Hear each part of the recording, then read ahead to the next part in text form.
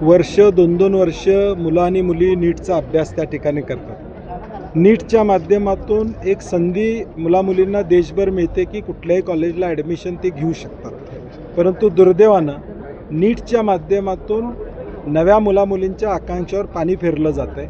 ही परीक्षा साधी घेऊ शकत नाही, देश काय चालवणार? देशातली एक परीक्षा यांना घ्यायला येत नसेल तर देश काय चालवणार? म्हणजे साधी तुम्हाला लाखभर विद्यार्थी ज्या परीक्षेत बसतात ती परीक्षा नीट तुम्हाला घेता येत नाही, तर तुम्ही पुढच्या पिढीला या ठिकाणी काय सांगताय? त्यामुळे आमची मागणी आहे, ह्याची चौकशी तर झालीच पाहिजे, परंतु देश पातळीवर देखील याच्यावर एक वेगळी व्यवस्था त्या ठिकाणी करण्यात यावी.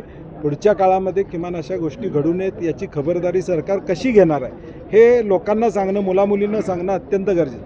आता हा पेपर फुटला, लीक झाला म्हणून कळालं.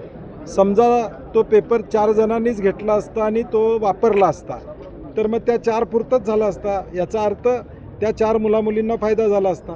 त्यामुळे हे घडूच नाही यासाठी काय करणार हे सरकारनं स्पष्ट करावं.